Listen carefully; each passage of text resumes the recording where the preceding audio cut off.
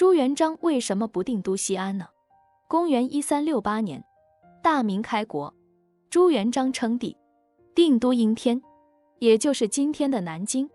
朱元璋建立大明，中原在被蒙古人统治了98年之后，又重新归于汉人的统治之下。而作为大明开国皇帝的朱元璋，为什么没有把国都选在13朝古都的西安呢？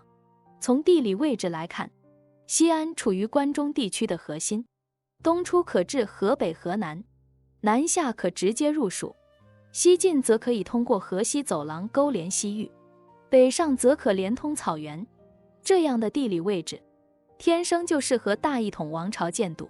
定都西安，更方便一个政权对于全国各地的掌控。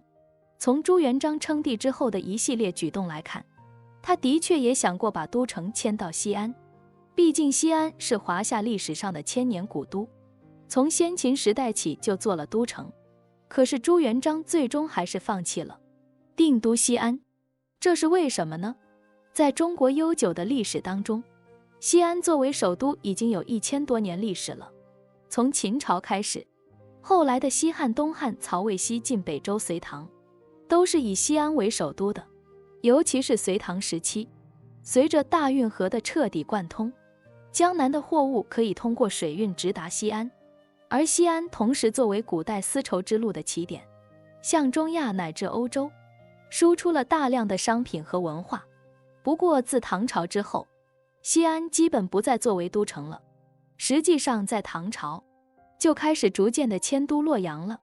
虽然名义上为两京，但是皇帝一般很少在西安办公了。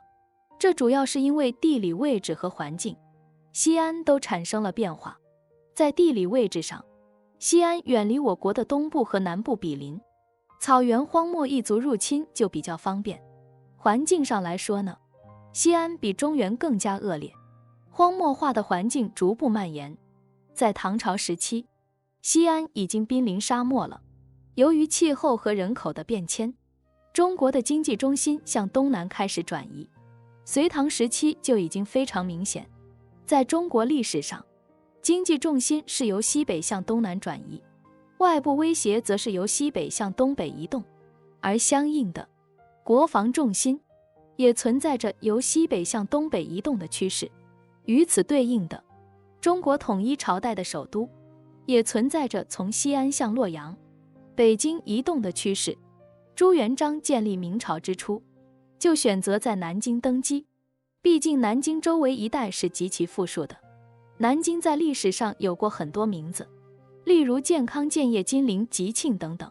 这里地处长江中下游平原的中心地带，曾经是东吴、东晋与南四朝的都城所在，号称6朝古都。对于朱元璋来说，定都南京可以获得南方充足的物力、财力跟人力支持，来确保南朝的半壁安全。明朝时不同于隋唐了，隋唐以前，中国的经济、政治、文化中心都在北方，北方人口众多，经济发达，南方则相对落后。但是到明朝的时候，经济中心已经开始向南移，明朝的赋税来源主要便集中在江南地区，所以一旦定都西安，想要运输钱粮到首都会十分麻烦。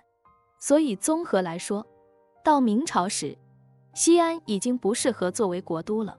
欢迎关注我的频道，这样就不会错过更多精彩内容。